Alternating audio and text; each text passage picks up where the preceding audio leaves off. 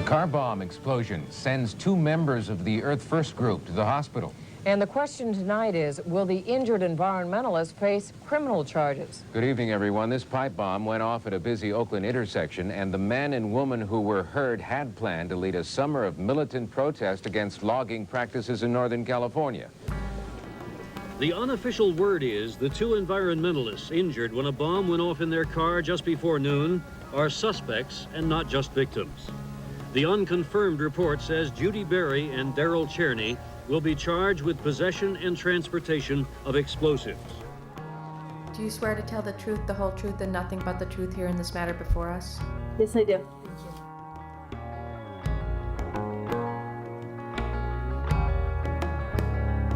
State your name for the record, ma'am. Judi Bari.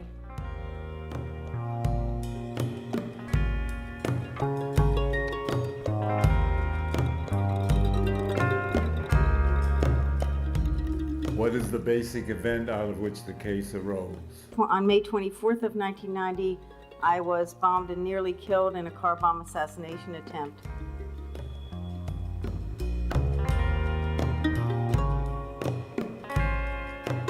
You're here today reclining on a couch in a private room instead of testifying on a witness stand. Why is that? I have terminal cancer and weak and getting weaker.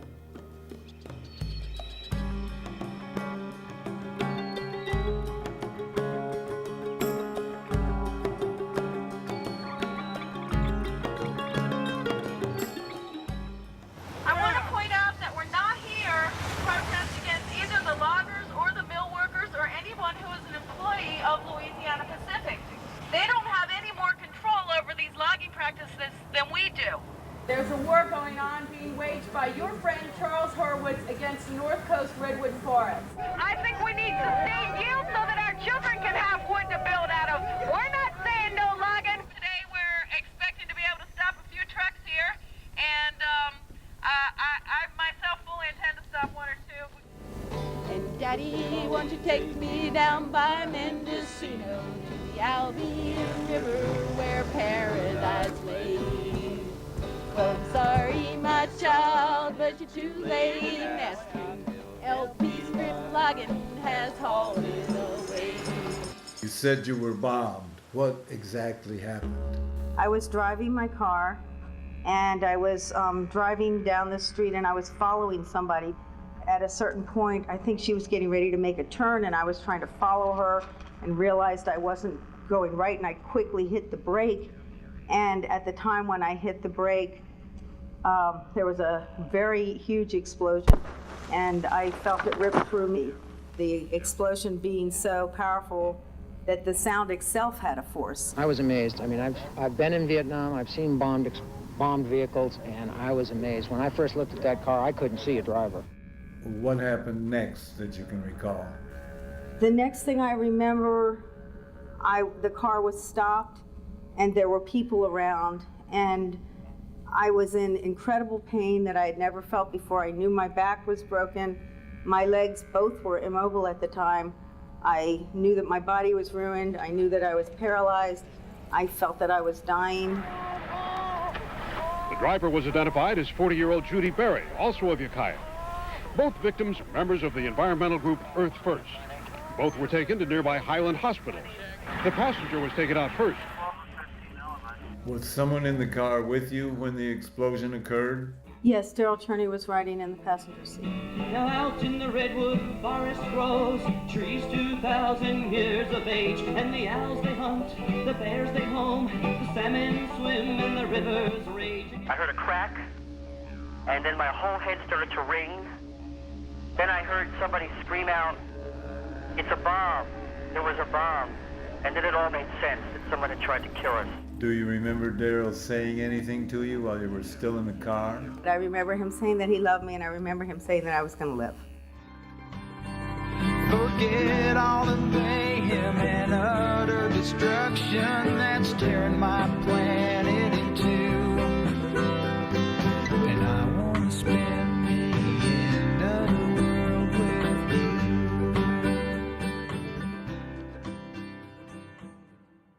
What's the next thing you remember after being taken out of the car?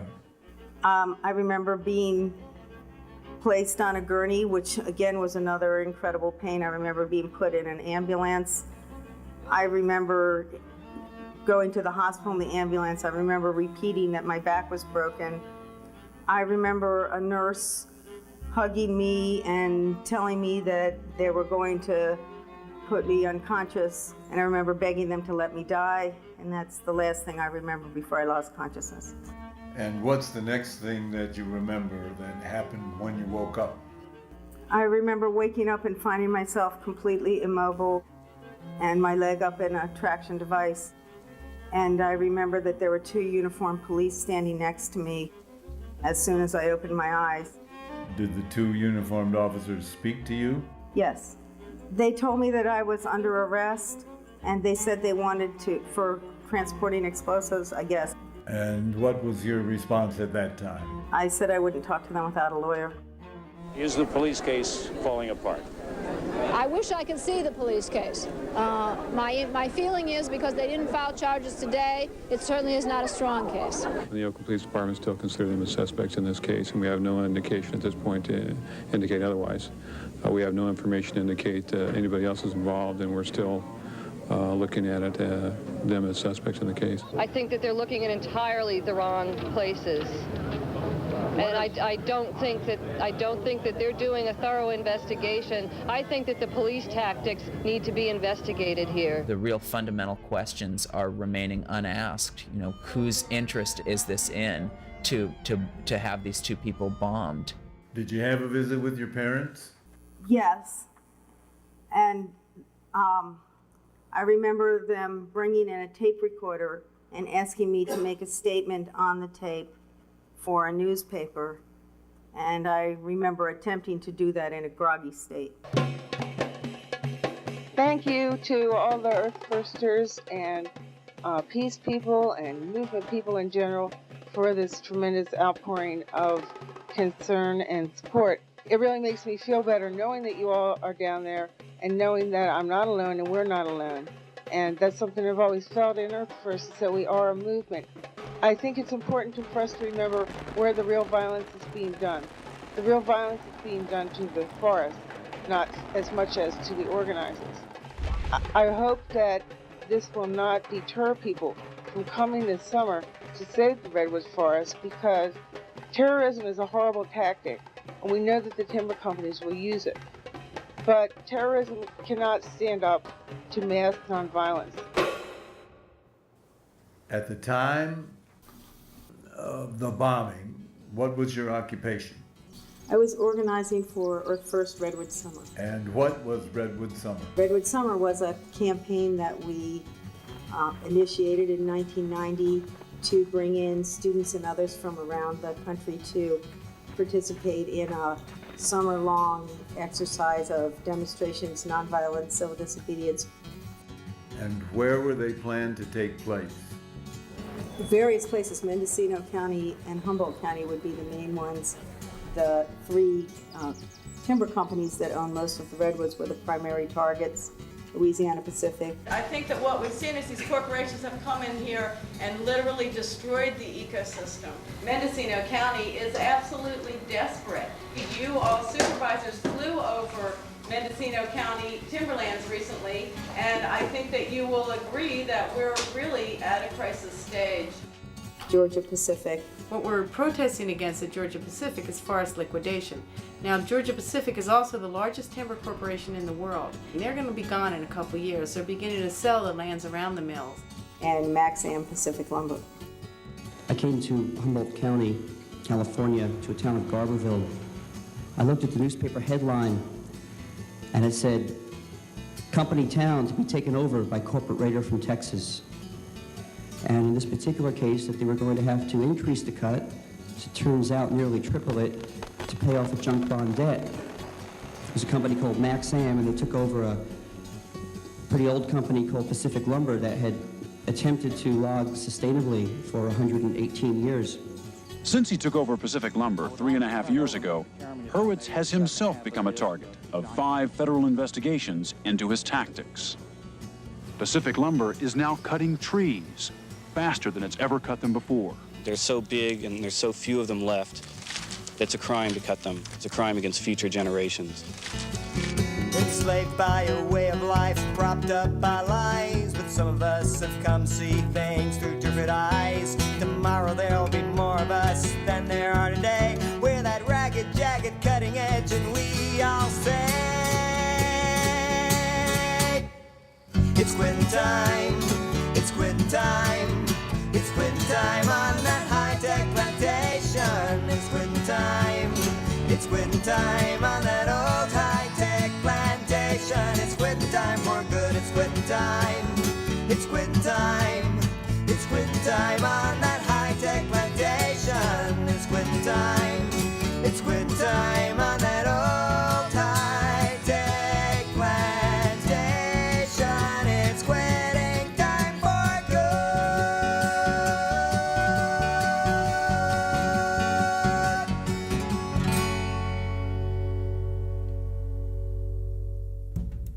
It was not their bomb. It was planted there by somebody else, and now it's being blamed on them because it's easy to blame somebody who is quote unquote a radical. But you know, radical to us just means involved and aware and informed and willing to take chances and take risks. You're not from California, is that correct? No, I was born in Baltimore, Maryland. Did you go to college? University of Maryland. Did you have a major? Many. Uh-huh. I had a checkered career. When you joined Earth First, did you have experience in organizing and advocacy? Extensive. My primary organizing experience was in the union movement, both in the Retail Clerks Union when I worked at the grocery store and in the American Postal Workers Union at the post office. Well, I was shop steward at both locations, and I helped organize and lead strikes at both places.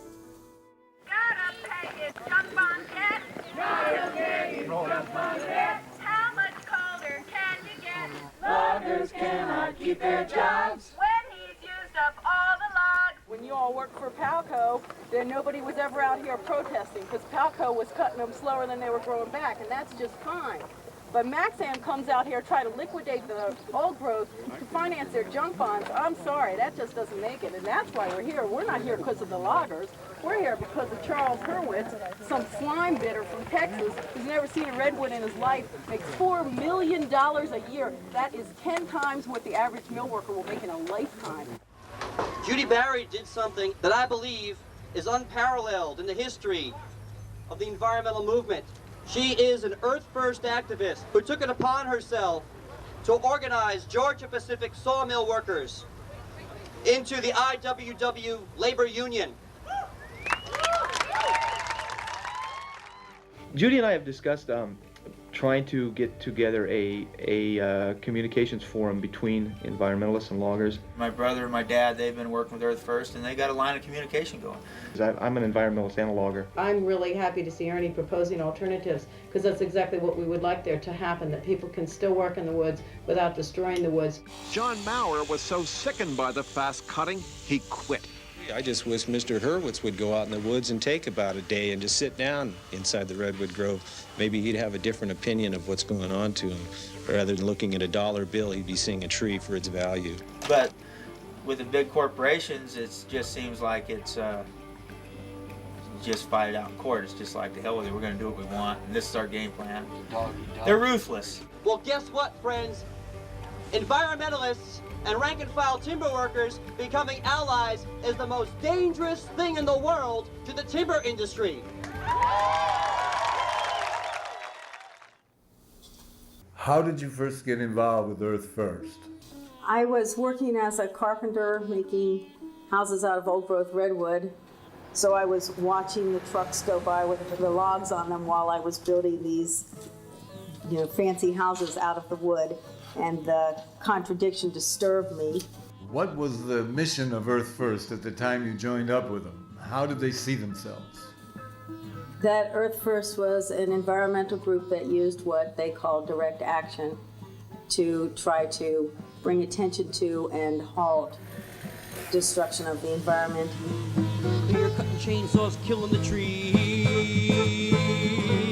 disrupting everything that lives in peace.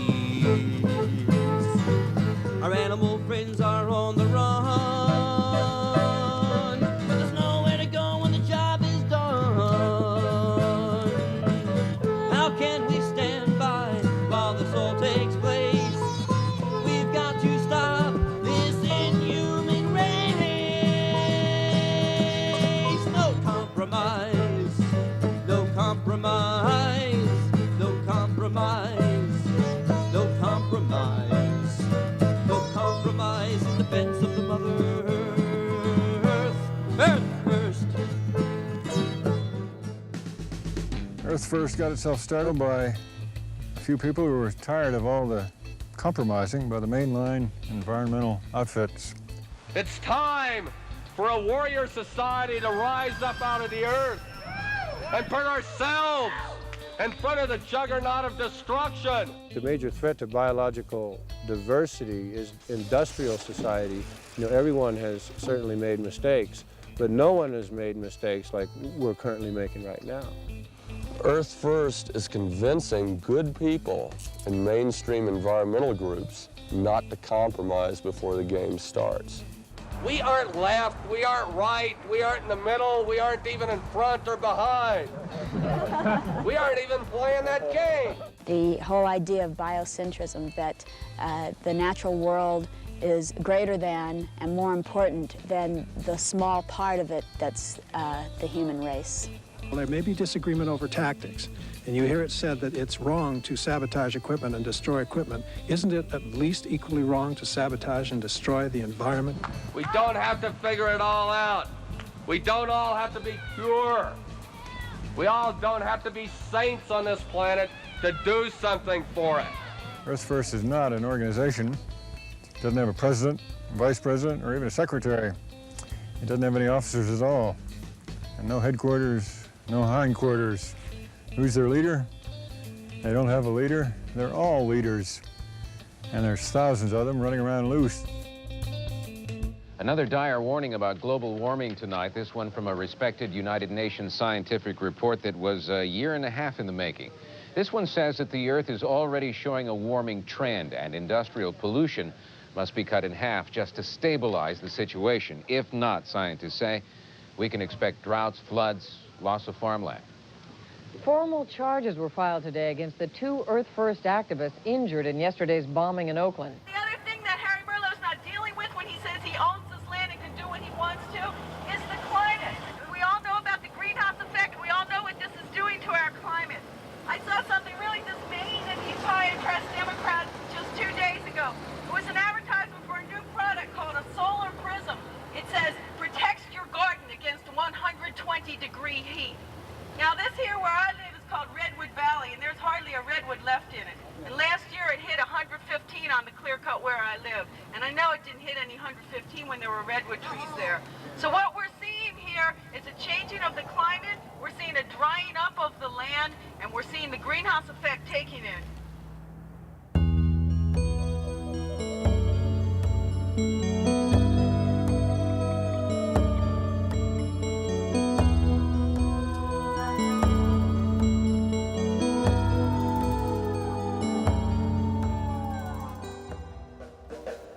Besides the kind of demonstrations that you described a minute ago, what other activities did they engage in?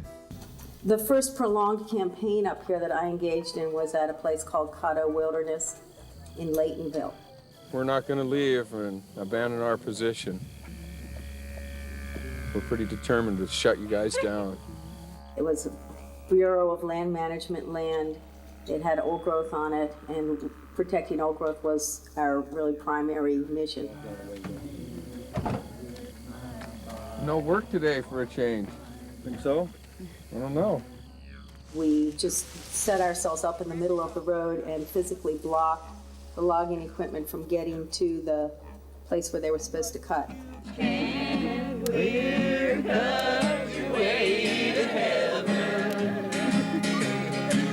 No strip mines don't make it with the Lord. A bulldozer of creation will bring God's admiration, and the pearly gates may close forevermore. Meow, meow, meow. Let's sit down.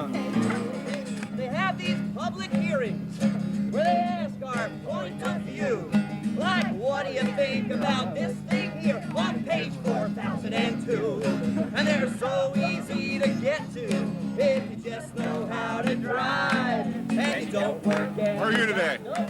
I'm fine, how are you? Good. Who's in charge of the group here, do you know? Well, there's no one in charge. Every single person here is here on their own. They have their own plans for what they're doing. So I think your best bet would be to ask, after the song is over, for everybody's attention and address the whole group. Except for the human race. Well, as of this morning, the Caddo Indian tribe says their treaty was broken with the BLM land because the people didn't let them know they were going to start logging up here. The Indians are going to Sacramento and are going to raise some hell. I guess we're all aware we got a slight problem here, correct? Yeah, they want to log all these trees. Just for starters, do you have the extension permit that allows these folks to be doing this road work after October 15th? I can't do any timber, they're just going to go out, just go out. Okay, take a look at that. Okay. And then immediately, on the same day, you gave them permission. There is problems with within the framework of the system's own rules. So we're not sure that if we let this crew go through that, we're not going to be allowing an unlawful act to be taking place. Okay, everybody's refusing to leave then, right? Okay, then let's huddle. That's right. Okay.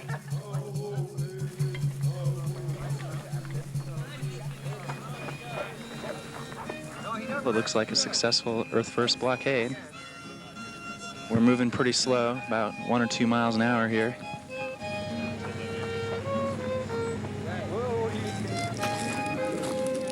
Roll your log roughly down the hill.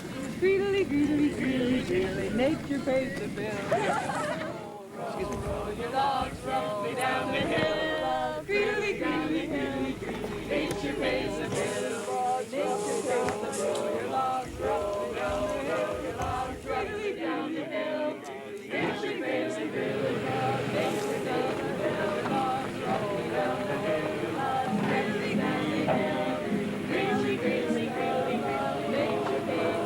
Your logs roughly down the hill. Your logs roughly down the hill. This is sovereign territory. It is federal U.S. agreements between this nation and the U.S. government. Two nations. And it has been completely violated. And the violations have been this. It is not about the operations. It is that the territory and the Caddo Nation was not notified that these operations were pending, that this operation had been in procedure for 8 years. They were not notified that none of the artifacts were removed. That is complete violation of the treaty agreements with the U.S. government. So you guys plan to work this weekend? No, job shut down. Hmm? Job shut down. Oh, it is? Who shut it down? BLM. Today? Environmentalists are claiming victory for now after all work was stopped on a logging road today in a remote region of northern Mendocino County near Elkhorn Ridge in the Caddo Wilderness area.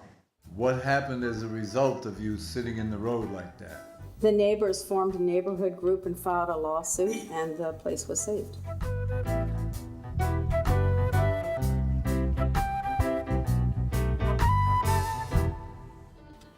Were there any other particular protest activities that you were involved in besides the ones you've told us about?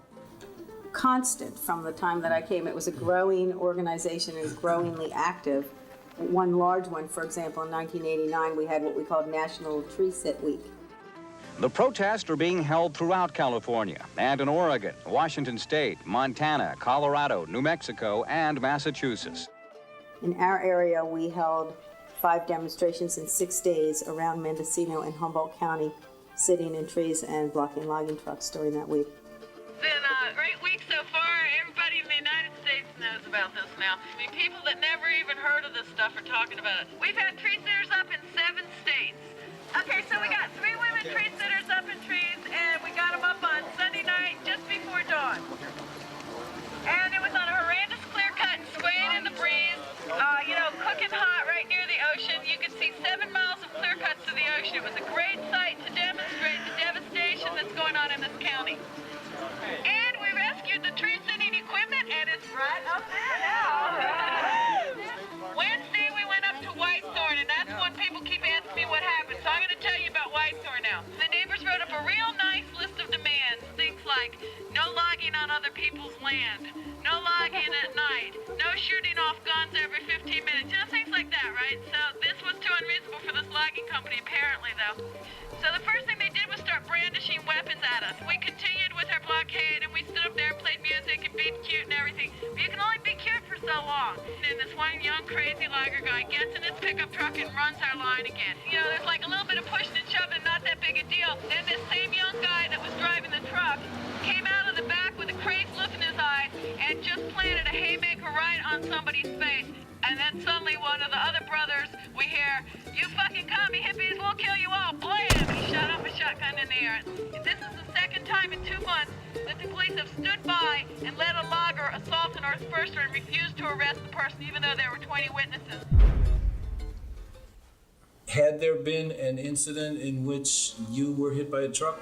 Yes. I was traveling to a well-publicized demonstration as part of National Trees It Week, and I had my children in my car and several of my friends, and we were rear-ended by a log truck that we had blockaded the very day before, driven by the same truck, the same driver. Everybody's pretty badly cut and bruised. Darryl is not in the greatest of shape. They hit him attached to one of those wooden boards. They were going through Philo on their way here, and a logging truck didn't slow down coming into town, hit him from behind, propelled them into another car. There was no squealing of brakes, there was no warning whatsoever, just simply a violent impact from the truck hitting my car. And I can only call it attempted murder. Fortunately, no one was on that porch. They would have gotten killed for sure. And they refused to investigate it as anything but a traffic accident. And I think that what was happening was a real pattern of non-enforcement of law regarding earth firsters. And what this did was it gave a green light to anybody who would attack us. Don't stop for the workers' safety. Never fear the worst. Because if somebody kills himself, just blame it on earth first.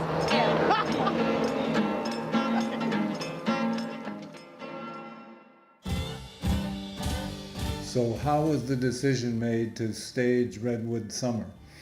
We held a meeting and talked about it, and people were enthusiastic. So the way I like to describe the lack of structure is that things happen by constituency, that if there's a constituency for something to happen, it happened. And people liked the idea of Redwood Summer and agreed to work on it. He said, "Freedom riders for the forest come." Just like in Mississippi it was done. Well, your forests are a-falling and the nation's eyes must turn. But if you look to Mississippi, there's a lesson you must learn. Call the nation's college students forth, just like when the South called up to the North. Although we have very broad public support both locally and nationally, locally our towns are under the grip of a stranglehold by these timber corporations. And so just as in Mississippi, they could get away with beating up black kids when no one but Mississippi was watching, with the eyes of the nation on them, it was no longer possible for them to do it. We thought that by making this a national movement that we could stop this insanity. Did you have some particular responsibility then, once it was announced, in helping make it happen? Well, I had no formal responsibility, but as the person with the biggest mouth who was promoting it, I felt a personal responsibility and I assumed an organizing role. You know, it's going to be a hot summer this summer. Timber company's going to be taking every tree they can before that Forest Forever initiative goes through, and it will go through, and we're going to be out there stopping them. Come join us. I have to be here in this hospital on my back for a total of 8 weeks, after which I have to begin rehabilitation to try to learn to walk again or whatever I'm going to be able to do. And I'm not going to be able to participate very much in either the organizing or the activities of Redwood Summer. Support, too, coming tonight from Earth First, from Greenpeace and other environmental action groups. But at the same time, there are harsh words for authorities, especially from the organization known as Seeds for Peace, which provides food and support for Earth First activists. They rent this house, and they claim police and FBI agents ransacked the place, virtually tearing it apart. Presumably, they were looking for evidence to link them to the bombing. Bari and Cherney had attended a meeting here Wednesday night. Seeds for Peace say the FBI found nothing. Were there discussions of any terms on which Seeds of Peace or any of the other groups agreed to join with Earth First in Redwood Summer? It was all contingent on the nonviolence code. Would you tell us what those conditions were, the terms? The terms were that this was to be a strictly nonviolent Gandhian-style civil disobedience, would include no violence. There will be no verbal violence, there will be no drugs or drinking, there will be no property damage or sabotage. Hundreds, perhaps thousands of college students and others are expected to travel to the North Coast for what they're calling Mississippi Summers. Organizers are asking all participants to take a pledge of nonviolence. Blocking, going limp, lying in pathways, that kind of thing, going over boundaries, that is usually not treated as violence. Darryl and Judi are strictly committed to nonviolence. Their whole scene is to remain nonviolent and to show that we're for life continuing on the planet. Had there been any problems associated with Earth First with respect to any of those things prior to that time? Yes. And what problems had you experienced? When I first got involved in Earth First advocated sabotage to logging equipment or other equipment deemed to be destructive to the environment. We cannot let them do this. We've got to put up one hell of a fight with a turn of the wrench and a twist of the screw.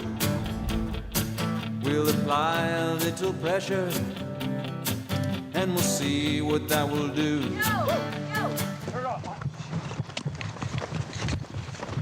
And that is our political approach, is one of monkey wrenching, of thwarting it, a political aikido, of taking the energy of the mad machine and turning it against itself. Yeah. I've done all kinds of monkey wrenching. Such as? I've taken I've munched roads, I've spiked trees, I've siltated equipment. A couple of us cut down a billboard last summer in Corvallis, got caught for that, fortunately. What I have done as regard to his fellow bunchers is every time that one of them burned, I did make snotty comments about him in the newspaper. And so that is probably a reason why he particularly blames me in some way or another. Monkey wrenching is not guerrilla warfare, it's monkey warfare. And in the end, I think people will realize that the terrorists are really the people we have been fighting, the destroyers of the earth. How did the advocacy affect itself? There's that Earth First Journal, and that newspaper advocated sabotage, also tree spiking. What is tree spiking? Tree spiking is driving large metal nails into trees in the hopes of preventing them from being cut. The hope is that timber companies will fear damaging their equipment, and so they'll leave the trees standing. Trees that are spiked should have a S painted on them or some such notice, and that a notification should be sent to the timber companies. But after a few years it dawned upon me, when they built them damn roads and they cut all the trees, that I was a fool, too blind to see. Now I'm a tree spiker, have pity on me. I've been a tree spiker for many a year. I spend all my money on tree spikes and beer. I go down to the valley where the tall timber grows. How many I've gotten, well, nobody knows.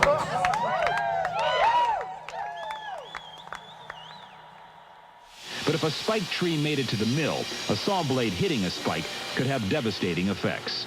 It cut me right across here and severed one of my jugular veins. There was a general consensus among the logging community that if anybody was caught spiking a tree, they'd just crucify them. It was like vigilantism at its worst. There's a lot of things going on besides what Earth First is doing. They want to demonstrate peacefully, more power to them. But the first guy that comes on my property and damages a piece of our equipment or endangers one of my employees, the shit's gonna hit the fan. I'm sorry to say that, but I mean it. As a woodsman, I feel that we are becoming the endangered species. What a pathetic situation. The logger's going to have to spend half his time making a living and the other half defending his right to continue to make a living if this Mississippi summer is pulled off. I think you're asking for trouble because they're up here protesting the jobs of the loggers and taking away their livelihood through their protests and taking away the constitutional rights of people. You can't help but bring violence in. Judi Bari and Darryl Cherney, both members of Earth First, are named in this letter from a group called Stompers, allegedly Humboldt County workers in the lumber industry. Quote, if law enforcement fails, our justice will be swift and very real. We know who you are and where you live. If you want to be a martyr, we'll be happy to oblige. Our tolerance of your harassment has ended. The Mendocino County Sheriff told her that they did not have the manpower to investigate the death threats and that if she turned up dead, they would investigate. I was driving my logging truck one day, there was a guy in the road right my way. I said, hey buddy, you better get yourself out of there. He said, I ain't gonna let you take them trees. Hey man, I gotta get to the mill with these. He said, over my dead body, woo-wee, pedal to the metal, boys. It's okay to be the firster. It'll only get you real fast. It's okay to be the firster. 'Cause if you join her first, you'll have a blast. And was there a debate inside the Redwood Summer group about tree spiking? Well, not so much in the Redwood Summer group. We had all agreed that we were against it, but there was certainly a debate in Earth First. And I felt that it targeted the timber workers with whom we were building alliances, so I felt it undermined our work and it didn't fall within the moral standards that I thought that we should uphold. Did the local Earth First group take any steps to dissociate itself from tree spiking? Yes, we publicly renounced it. We held 2 simultaneous press conferences, one in Southern Oregon and one in Northern California. The amount of antagonism that this has engendered among potential allies among the timber workers is not worth the few trees that may have been saved by it. So this is the statement that we have agreed to. In response to the concerns of loggers and mill workers, Northern California Earth First organizers are renouncing the tactic of tree spiking in our area. There's been so many death threats. People did go through the original great fear, and Judi, when I first met her, was just coming down from that period of freaking out from the first couple of death threats. Darryl waited a week, and she got through hers, and he freaked out. I think that we call for nonviolence. The timber industry responded by basically saying they'll lynch us if we don't. And if you think I'm exaggerating, this was pinned to my office door. You all may see this also. This is a photograph of me Xerox from a newspaper with a rifle scope over my head. Had you seen that photograph prior to seeing it in that form with the circle drawn over it and the cross? Yes. When did the article appear? On April 3rd, 1990. It was about a Board of Supervisors meeting at which Earth First and currently employed loggers and mill workers appeared together to denounce the timber companies. What's happening is that Louisiana Pacific owns 40 to 50,000 acres in the Como area, and it's being overcut. And asked for the county to use their power of eminent domain to seize the timber companies' properties so that we could assure sustained jobs and trees. My team has helped LP become an extremely profitable company. And what does my team get in return? It gets exported lumber to Mexico, it gets closed mills, unemployment lines, lost homes, broken families, displacement, and despair. To stop the liquidation of our forest resources. Thank you. So the idea is that since LP's moving to Mexico, they need to change the name of their company to LPO. He was born in the clear-cut hills of Roma, and he moved to rake the redwoods of Sonoma.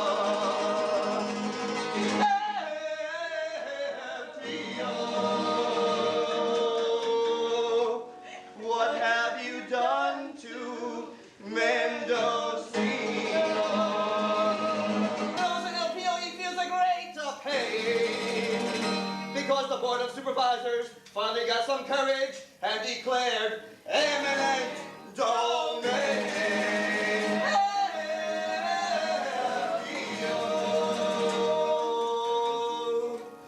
What have you done to Mendocino?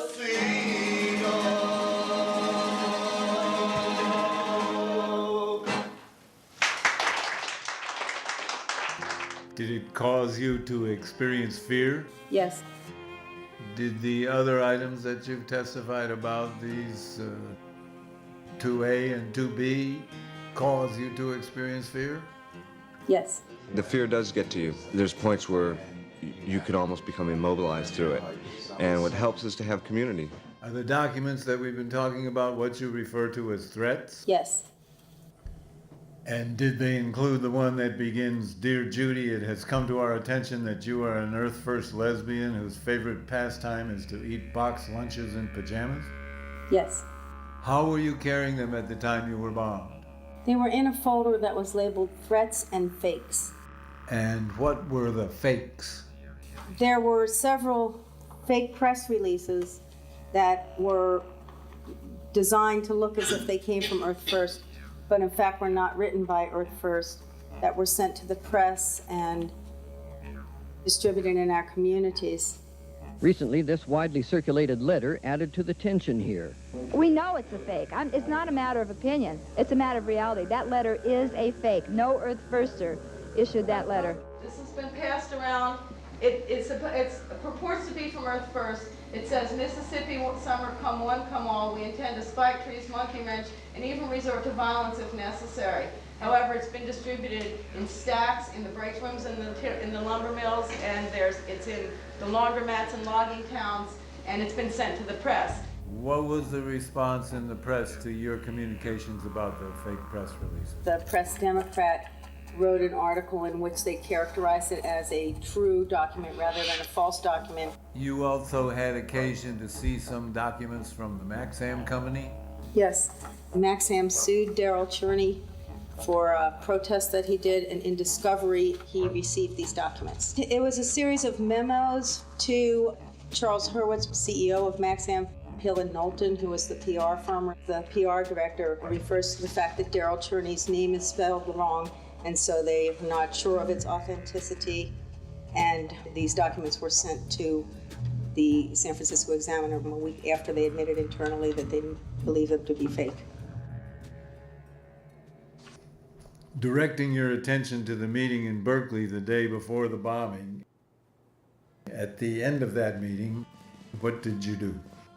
Well, people were getting ready to find places to sleep over, and a man at the meeting, Dave Chemnitzer, suggested to me that he had a house with a private room that I would be more comfortable in, so I followed him to his house in Oakland. She spent the night before the bombing at my house, and we talked, and in fact, they detained me, considering me to be part of some kind of conspiracy. They assumed from the beginning of their interrogation of me that Judy was transporting the bomb herself. Do you recall where you parked your car? In front of his house, but one car down. What was in your car when you left it parked that night? There's things that I just keep in my car. Car tools, and also there were some carpentry tools just because I was a carpenter. What things did you take out of the car? My fiddle, my guitar, my satchel with my clothes and things in it, my sleeping bag, boxes with various files and organizing materials in it. What were you doing with a fiddle and a guitar? We were on our way to a concert. I was going to play the fiddle.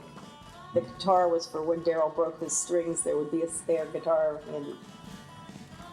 Where was it going to happen? Santa Cruz. Was that a regular thing with you, playing music at the organizing concert? Yes. And together they work as a team.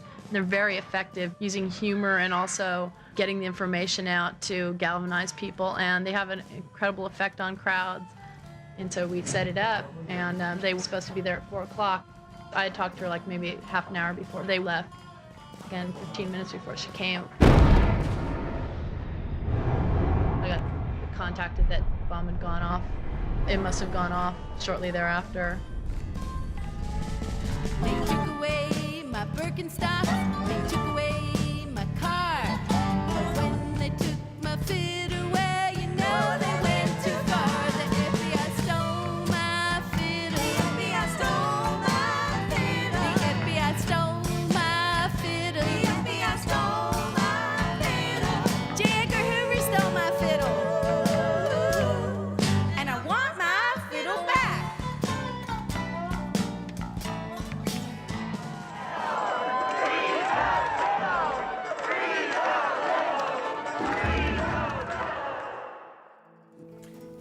were no longer groggy and your memories were more orderly.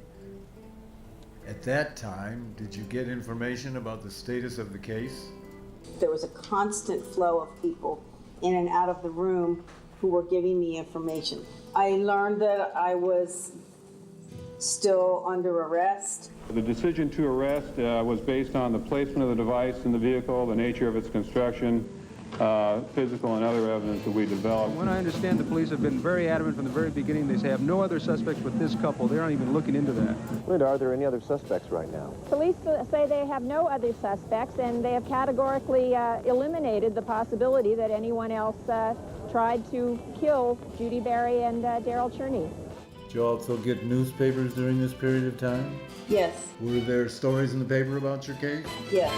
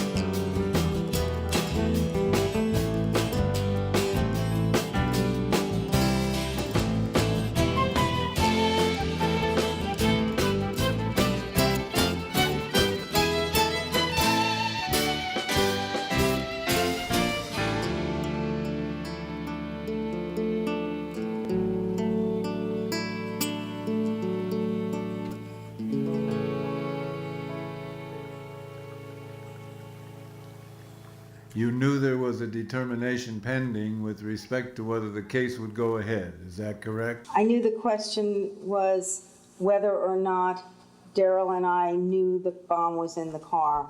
Based on where we've determined the location of the device to be, we believe they should have known it was there. Sources have told us police believe the bomb was being carried in a guitar case that belonged to Judi Bari. You know, their investigation, their whole thing was based on lies from day one. Their initial arrest of me and Darryl was based on a sworn affidavit from that Sergeant Cetera that said the bomb was in the back seat, therefore they should have seen it, therefore they knew they were carrying it, and they're guilty of transporting explosives. When in fact, the bomb was under the seat. I know it was under the seat. I felt that thing blow up. I know exactly where it was. In the afternoon, they searched a van connected with Cherney in front of an environmentalist co-op in Berkeley, and they called in a bomb squad to remove material from that vehicle. Police won't discuss the evidence, but there are reports they found material to make the bomb, but it may have been only duct tape. The police, though, seem confident. Police say their evidence is compelling, but they would not say what it is, what they found in a search of Darryl Cherney's van late yesterday, or in searches conducted today in the Mendocino-Humboldt County area where the suspects live. Well, it feels like we're living in a police state. You broke the law, so accept your fate. Pull your car over and they beat you too. Oh, they want you to know they got their eye on you. I can't believe I've seen the day when all our rights will be taken away. Well, I have my life. They sure went through his shit though, didn't they? Look at that. But I can't go when I'm living in a world of fear, 'cause it feels like we're living in a police state. Do you recall learning that your house had been searched? My ex-husband told me that the FBI and Oakland police had both arrived with the Mendocino County Sheriff, and that they had torn the house apart and taken things away, and that my children were upset that their room had been taken apart and their toys dismantled and things. Again, focusing on the first few days that you have, that your consciousness is clear and before the court date. Can you describe how you felt? I was terrified, and I was terrified not just because of the bombing. I was equally terrified that I would be framed for this bombing and spend my children's childhood in prison and not get to raise my children. I learned through this experience that extreme fear is a physical phenomenon and not just a mental phenomenon. I would shake uncontrollably, and people would try to hold me and calm me down and have great difficulty doing so. I experienced complete sleeplessness. I could not sleep at all. I would be awake the entire night 100% of the time. It just felt like there was a hole in my stomach. I was so scared. I couldn't focus on, it's like it consumed my consciousness, how petrified I was. And not just, I didn't know the extent of my physical injuries. I knew that I was in traction and was being told that I would probably spend my life in a wheelchair. But the thought of doing that in prison was very frightening. Certainly, our activism and our struggle to save ancient redwoods up north has left us with many people who are very angry with our successes at slowing down the logging. The 33-year-old Earth First activist was released just over an hour ago on $100,000 bail. It feels terrific to be out, and maybe we can all move over to the hospital now and keep the vigil going for Judi Bari. Did you know at that time that the FBI was involved in the case? Absolutely. But even more, I learned that Richard Held was in charge of the San Francisco FBI. I didn't know who he was before that. And I knew that he was making statements in the newspapers about the case. We have to go where the evidence goes. As an investigative agency, we collect whatever evidence is available and take it to the U.S. Attorney's Office to determine if there's a basis for prosecution. Did you learn some alleged facts about Richard Held that you connected to the status of your own case? Yes. I was brought articles detailing Richard Held's career in the FBI, and I learned that he was a COINTELPRO operative under J. Edgar Hoover. The decline in Hoover's reputation began soon after his death in 1972, as the nation began to learn the full extent of his abuse of power, his persecution of Martin Luther King and other civil rights leaders, of feminists and the early environmentalists. J. Edgar Hoover described it as a way of they targeting domestic radical groups that they think are a threat to the U.S. government. So these are his words: to expose, misdirect, isolate, and neutralize political groups that he didn't like. And that's really what's been done to Earth First. They used the term neutralize, but no one ever defined what neutralize meant. Someone might think, well, gee, why don't I just have one of my informants in another organization go out and shoot this guy and, have him assassinated. That'll neutralize him for sure. And those things are what made me sure that despite my innocence, I could still spend my life in prison because I felt that this man had a track record. Special Agent Richard Held is the man behind the show. He helped frame Leonard Peltier and jailed Geronimo. He falsified the evidence, life sentences, no bail. It's time to get him freed and let's put Richard Held in jail. The FBI stole my fiddle. The FBI stole my fiddle. The FBI stole my fiddle. The FBI stole my fiddle. Richard Held stole my fiddle. And I want my fiddle back. Did there come a time when you learned that your house had been searched again? Yes. That the FBI had researched my house. I knew they said that they were looking for nails. I knew they said that they had found matching nails in my house that they claimed matched nails in the bomb. Of course, the nails didn't match either. First they said that the nails matched a bag of nails in the back of my car. Then they said, well, it doesn't match those nails, but it matches some nails in her house. Well, the nails in my house, they went into my house and pulled nails out of the window trim. I don't think this is normal. I mean, this is not your normal investigation where they're trying to find out who did something. They were just trying to frame me. Then they said, well, the nails match, we can tell in a batch of 2 to 800. Finishing nails are not made in batches of 200 to 800, and for them to say that, you know, as if there's some little old nail maker up there lovingly handcrafting finishing nails in batches of 200.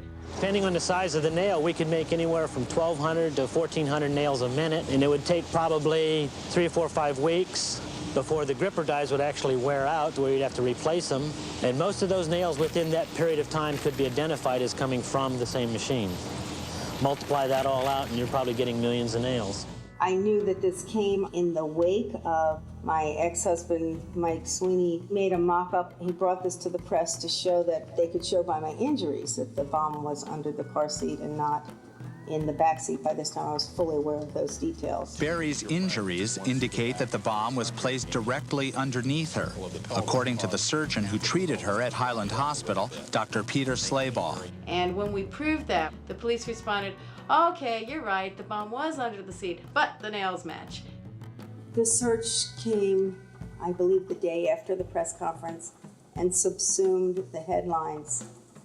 One of the headlines said, "Bomb built at Bari's house," and the contention that I was building bombs in a 600-square-foot cabin while my children were sleeping was very upsetting to me. My ex-husband and his girlfriend had moved into my house so that my children could have some stability during this traumatic, during this traumatic time. And for the house that they were living in to be researched when they were just beginning to feel a little bit of stability again was very hard.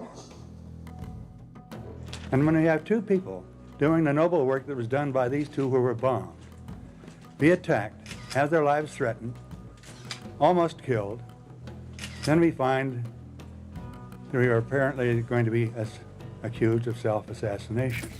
As we've seen in the operation of our own government, all sorts of acts that make it almost impossible to believe our government.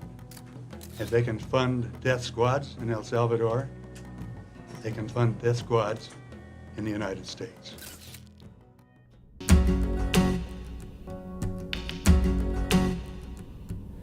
Fundamental frenzy, fundamental rage, fundamental frenzy taking us back to the Middle Ages.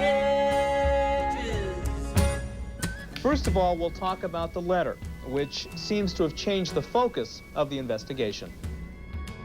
The 3-page, single-spaced letter was mailed anonymously to the Santa Rosa Press-Democrat. It claims responsibility for placing the bomb in Judi Bari's car. The letter begins, "I built with these hands the bomb that I placed in the car of Judi Bari." The letter then goes on to threaten anyone participating in the upcoming Redwood summer protest by saying, "All those who would come to the forest and worship trees like gilded idols have been warned. They have seen the fate that awaits them." It's signed, the Lord's Avenger. It was scary to me, but it also made me feel exonerated. It made me feel like, well, gee, here's somebody out here confessing. They're not going to blame me for this bombing anymore, and yet they did. We are extremely hopeful, again, that it will cause the Oakland police and the FBI to look in the direction of finding the culprit and stop looking at Judi and Darryl. Had you seen the press coverage about the Lord's Avenger? Yes. Late today, the FBI admitted it's taking the letter very seriously, although it is not ruled out that it's a prank. The letter does contain specific information with regard to the components of the two explosive devices. In addition to claiming responsibility for the car bomb, the letter writer also provided accurate details matching never-disclosed information about a pipe bomb that partially detonated outside a Louisiana Pacific mill in Cloverdale on May 9th.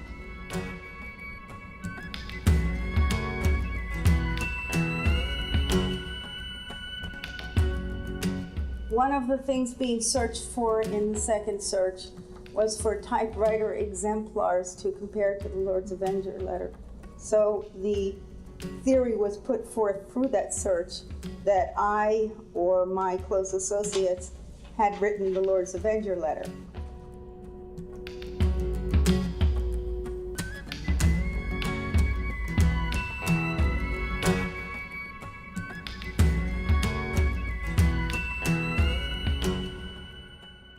And what did you hear happened in court?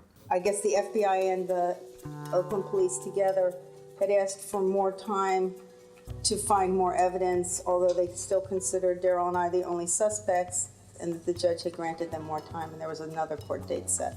And of course, officials speculate Earth First could have sent the letter to deflect attention from bombing victim Darryl Cherney. He appeared in court Tuesday after Oakland police arrested him for the bombing, but the district attorney refused to press charges. All we're doing is waiting until we get all of the evidence before us. In the meantime, Cherney is free on a $100,000 bond. He continues to say he is innocent. I believe there were 3 court dates in all, and on the 3rd one, the district attorney declined to prosecute for lack of evidence. Criminal charges will not be filed against Earth First organizers Judi Bari and Darryl Cherney. Flying home from Montana after participating in the annual Earth First encampment, co-defendant Darryl Cherney learned he and Bari would not be charged with transporting the explosives. The district attorney declined today to go on camera to elaborate, but as always, Cherney had plenty to say. My opinion is that the DA didn't want to go down with the ship that the FBI and the Oakland police were sinking in. Once the district attorney announced that he wasn't going to file charges, did you continue to feel the impact of the charges and the arrest and what was happening in your life? Yes. Although the charges were dropped, we were not exonerated. Although Cherney kept saying he was, quote, exonerated of all the charges, that's not exactly what the prosecutor was saying today. And as for the FBI and its investigation, We ruled no one in, and we ruled no one out. Many frame their faces to symbolize what they say was a frame-up. The duct tape, they said, it's proof positive. The electrical wires, it's proof positive. The nails, it's proof positive. And then when it's time to put up or shut up, the evidence doesn't exist. Oakland police say they're comfortable with the way the case has been handled, and they are still not ruling out Bari and Cherney as suspects. The FBI made a point to say that the only reason that, yes, there wasn't enough evidence to charge us at this time, but we were still considered suspects, and that the FBI now, rather than the Oakland police in the lead, was going to continue the investigation with the assumption that we were still suspects. There's little joy in vindication when there's still a mad bomber on the loose. Bari says police are not serious about finding the real bomber, and that scares her. And that doesn't make it very easy for me to consider returning to my community. I would like to return to my community. I'd like to resume my political activities, and I'm entitled to police protection the same as anybody else. Were you mindful of the effect these accusations against you might have on the political work you were doing? I felt that they not only would, but were discrediting Earth First, undermining our call for nonviolence, frightening people away, and creating a tense and dangerous situation on the front lines where some of our adversaries believed that we were now bombers. We'd like to see it happen a different way, okay? And now we're starting to build a little trust with everybody here, and all of a sudden the bomb comes out. This thing's going to turn into a bigger boil than you can handle, buddy. The whole community's going to jump at you. It became much of the focus rather than cutting of the redwoods. It became, are these people terrorists? Terrorists is all they are. Stinking terrorists. Why are they terrorists? Huh? They go blowing up stuff. They caught him down in Frisco with the bomb, sabotage all the logging equipment. It took up our whole legal team. It took up much of our key organizers. They were taken up in trying to defend Darryl and me, and trying to organize support for me in the hospital, and trying to help us with the legal work. So it took our top leadership out. What did this make you feel with respect to what had happened? It made me feel that this was an act of political sabotage aimed at Redwood Summer as much as anything aimed at me or Darryl. People around me tried to put together our own investigative teams because we felt the bombing wasn't being investigated, and I, of course, had to attend these meetings and discuss in great detail all of these things, kind of, dragging it all up. We discussed where did the fake press releases come from and things like that. We just kind of brainstormed to try to figure some of that out. Ultimately, you started this lawsuit, correct? No. Darryl started this lawsuit. I was still too disabled to deal with lawsuits.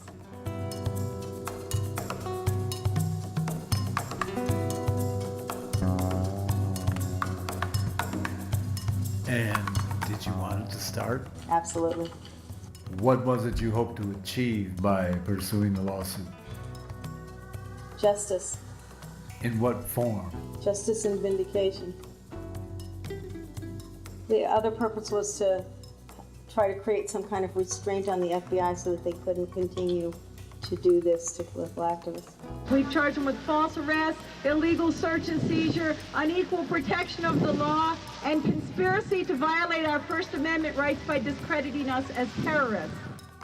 And have there been things that you've learned in the course of the lawsuit that have had an effect on you that added on to the impact of the original arrest and the accusations?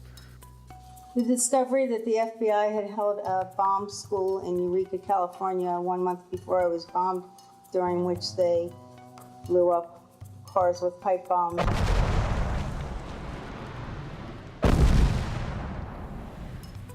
In discovery, when Hansen said that there had been this bomb school and that Frank Doyle had been his instructor, and that what they had done practically recreated the same crime scene the way I heard it, as soon as we walked out of that deposition, I was terrified.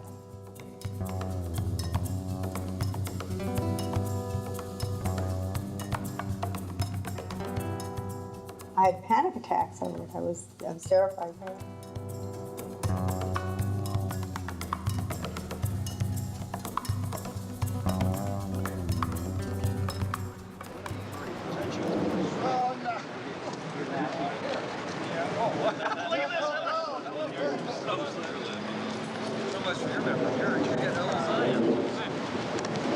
Well, this is it. This is it. Go to it. This is the final exam right here.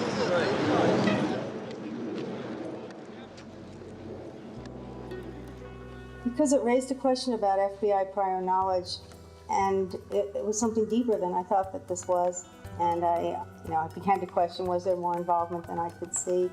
And I wondered whether, if I found that out, was I in danger? Is there another thing that you learned that had a similar type of impact on you in the course of the lawsuit? When I first saw the crime scene photos, and it was so obvious that the bomb was not only under the seat, but that it was unambiguous. I guess they were busy in Waco or something and they weren't paying attention, but for some reason they released to us these incredible photos that absolutely, without a doubt, show that the FBI and the Oakland police lied and knew they were lying. This is the picture right after they've taken me out of the carts. The front seat is blown right through, the back seat is completely intact. Any idiot would have known that the bomb was under the front seat and meant to kill.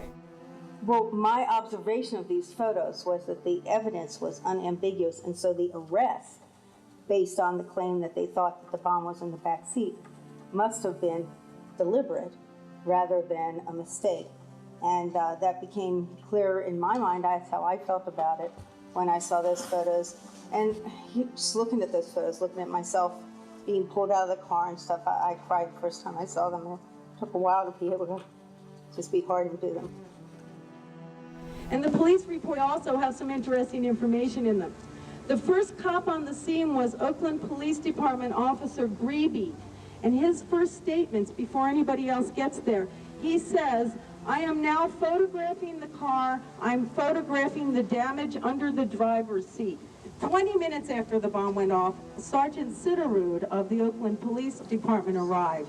He's labeled us as terrorists, and what he says in the warrant is, "I viewed the white Subaru along with an agent of the FBI, Frank Doyle. Frank Doyle told me that the bomb was in the backseat floorboard." So as soon as that statement is made, all of a sudden the bomb starts changing position in the reports. Frank Doyle has made the most blatant lie. He says right in there, "I base my statement on my observation of a large hole in the backseat floorboard." Well, there's the large hole, and it ain't in the backseat floorboard.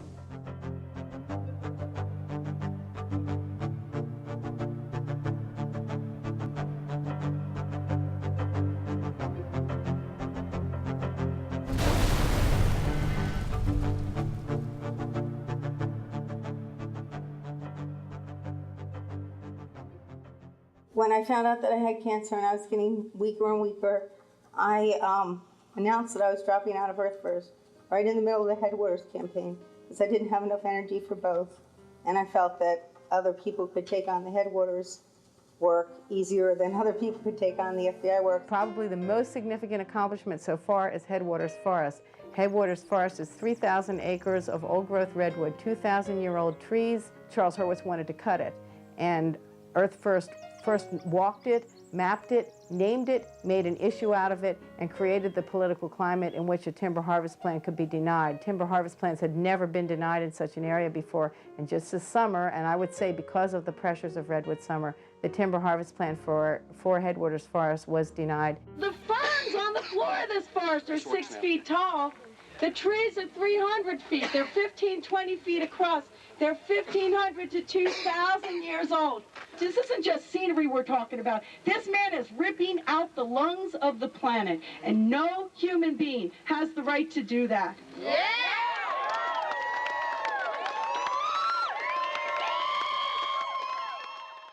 Please welcome Judi Bari.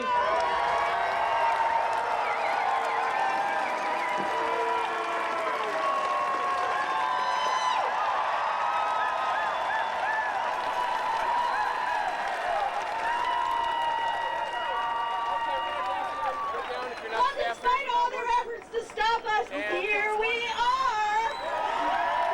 This is the largest forest rally in the history of the U.S. Forest Protection Movement, and it's about to be the largest civil disobedience arrest in one arrest.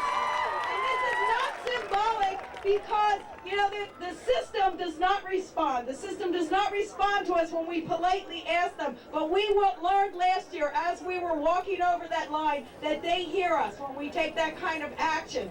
Our struggle to save these forests has been a trail of tears and broken trees. Everything that we have done everything in our power. We've worked through their system. We've changed their laws. We've put, quote unquote, the best forestry laws in the country on the books. We've done everything we can to enforce them, and they still take every tree in the forest. And this statement is not just being made for Headwaters. We're here for Headwaters because Headwaters is endangered today, and Headwaters is the last best thing left. But this is not just for Headwaters. This is for all of the trees that we've been fighting so hard to save for all these years. This is for Albion Enchanted Meadow. This is for Osprey Grove. This is for China Left. This is for Sugarloaf. This is for Enola Hill, Caracal Cat, and Rocky Brook and Olympic Peninsula. This is for Cove Mallard. This is for Mount Graham and Shawnee and Brighton Bush and Millennium Grove and all of the trees that they have taken despite every effort that we've given them.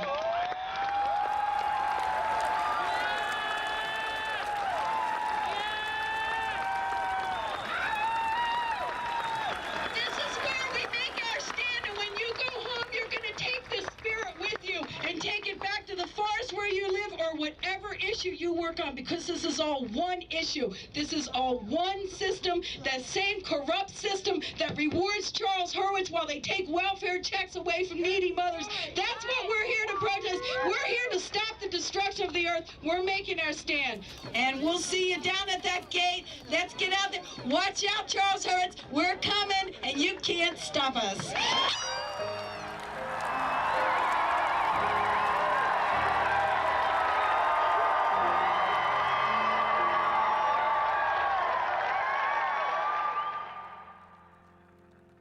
What we need to do is get that land into a public trust situation so it can never be private. I want to thank the protesters in the North Woods for their opposition to cutting. I want to thank them for bringing this to the attention of the public. They have been marginalized, abused, arrested. It has been for them a very long struggle. In this case, we don't want it all, as Judi Bari once said. We just want what's left. And what's left in the redwood biome is 4% of the once 2 million acres.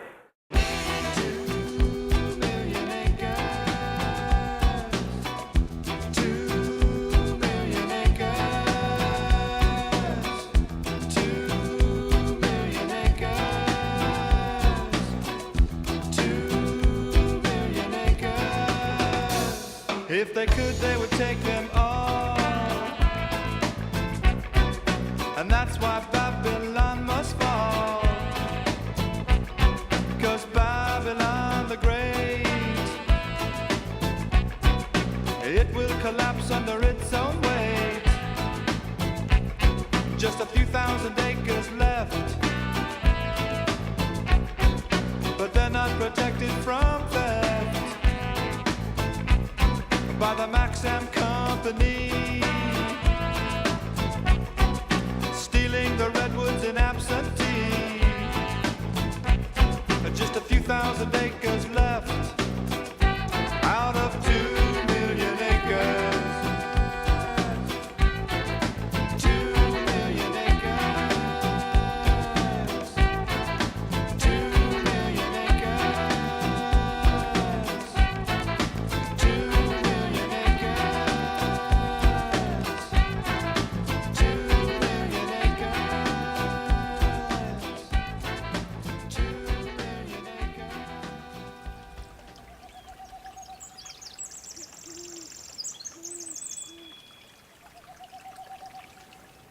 How do you feel about the continuing effect of the original accusations against you? I think Earth First continues to be discredited by it, and people on the East Coast, for example, if they know anything about me, I'm that terrorist who blew myself up with my own bomb. Do you still feel the effect of the accusations? In particular, the aspect that there's a bomber out there. And it's not just that nobody found him, it's that nobody has ever looked. So I'll ask you now, who found Judi Bari? I know you're out there still. Have you seen her broken body? Or the spirit you can't kill?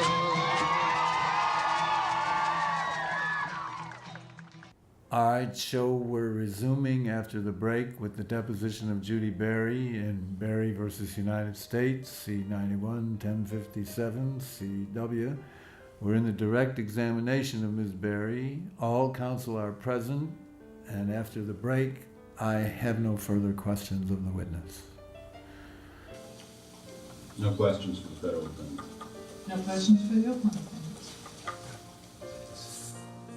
That concludes then the deposition of Judi Bari in the above-mentioned case. We'll adjourn. Make me an angel that flies from Montgomery. Let me hear you sing too. Make me a poster of light on the road. Environmentalists are mourning the death of one of their most powerful leaders in Northern California, Judi Bari. She died at a Mendocino home of breast cancer. Those who knew her say she made a difference in their lives and in the environmental movement called Earth First. There was just a determination and a focus. Maybe some people might call it almost obsession, but it was definitely, she was on the case, she cared, and out of that caring was the source of her power. I had me one of them lumber cowboys. They weren't much to look at, but he knew where the best stuff was grown. But that was a long time, no matter how hard I tried. Well, the years just roll by, and we're here holding our own. Make me an angel that flies from Montgomery. Make me a poster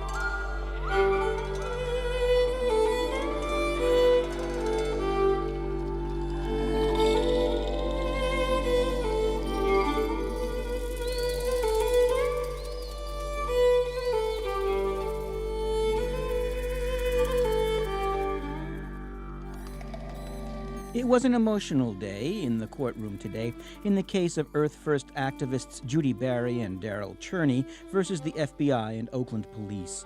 In a videotape recorded a few weeks before her death in 1997 from breast cancer, a tearful Bari testified about the effect on her life of the bombing and the charges against her.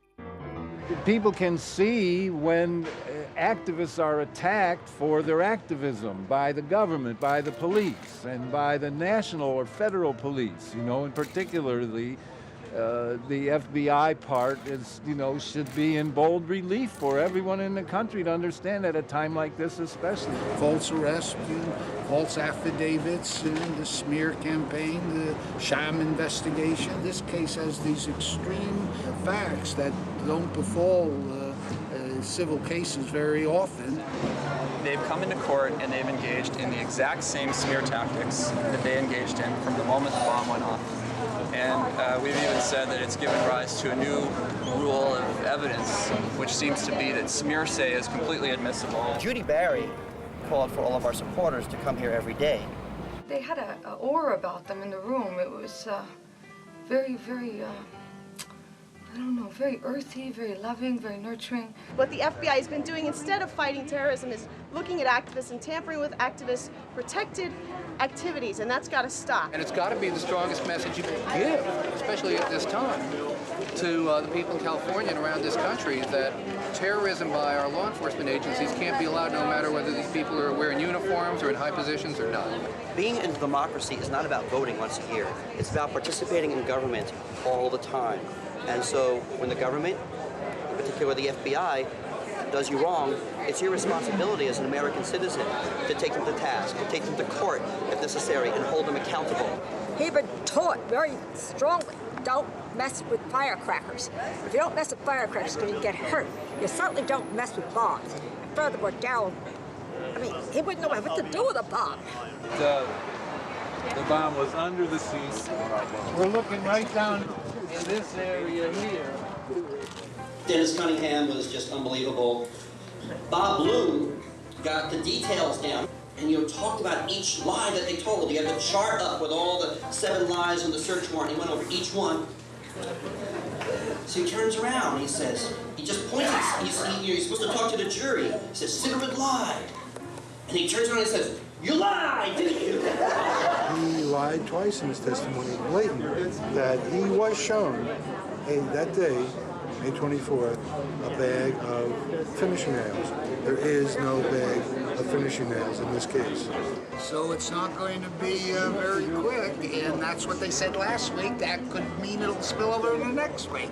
Everywhere were columns and names and the crimes that they had committed. I feel confident right now. I think that it's clear that the officers had a reasonable basis for what they did, and if the jury follows the instructions as the court has given them, they will find for the defense. Let the jury have the time and space they need to render justice. You're talking 2 months of trial and another 3 weeks of deliberation. We took our time. The injury was done really to us all, really to the First Amendment, really to the concept of political freedom. Somebody said their voice was stronger. Like heck, it was stronger. How could it be stronger once you know someone blew up half of your body? What's left to say they won't do it again? They weren't caught. And so I think they were in danger from that point on. So yeah, they stifled them. So absolutely, they were in violation of First Amendment. The federal civil jury took 16 days to decide.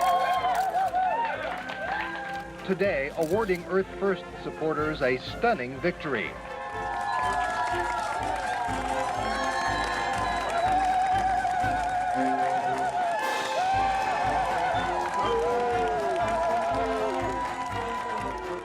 The jury today found that 6 of 7 law enforcers themselves broke the law, violated civil rights, in essence, framing Cherney and Bari. Now, 12 years later, a jury has awarded Cherney and the late Judi Bari $4.4 million for illegal search and false arrest. I'm glad they didn't give up and they pursued it. And I hope other people that are scared, and maybe this will give them the courage to face them. I feel a great relief. I feel a great sadness that Judi is not here to experience this victory. But then I also know that Judi Bari is here in a way. Her spirit has been in this courtroom for this entire time.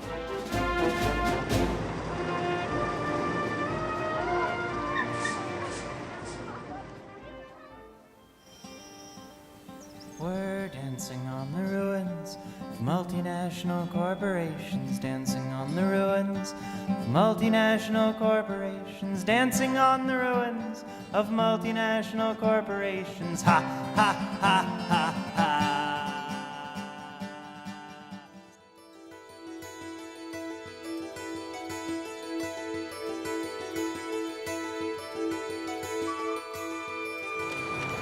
I just say it's incredible, isn't it, really?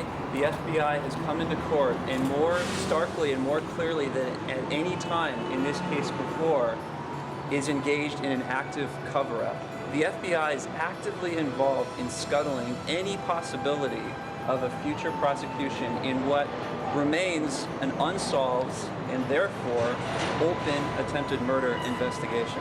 It's hard to accept that they would say, well, this has no more use when the bomber or bombers were never found.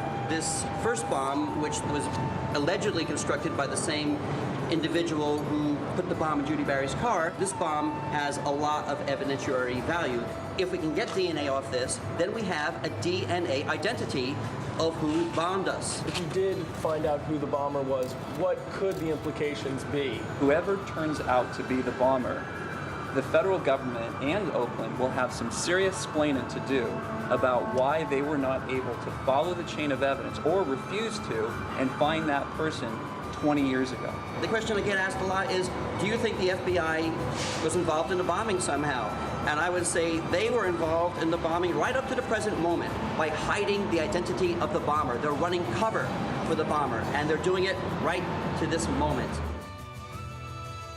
There is one thing that I want to say about this case, that this case is not about me, it's not about Darryl, and it's not about Earth First. It's about the right of all activists to work for social change without having to fear repression by the government's secret police.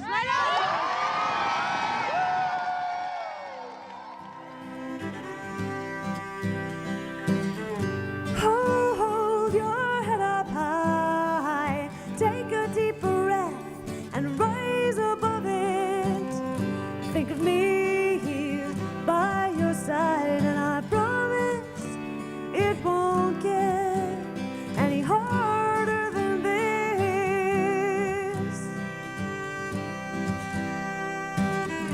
We are women who've chosen a difficult task. Our work will never be through. Sometimes the strain is enough to break your back, but the challenge is waiting to embrace you. Time is a river, it'll wash you clean, it'll tear down any obstacle in its way. It'll strip you of everything, it will carry you in its current to a new day. Look to the wisdom of the trees, be as solid as a redwood burl. Keep me alive in your memory, and together we will defy the end of the world.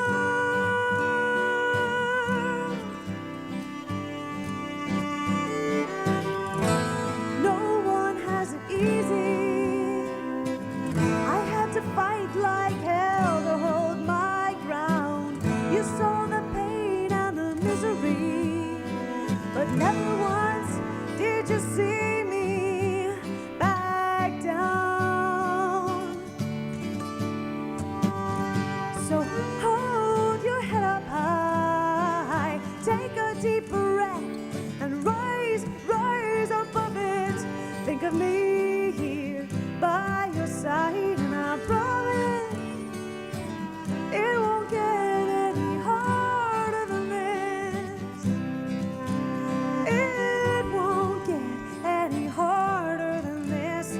I promise it won't get any harder than this.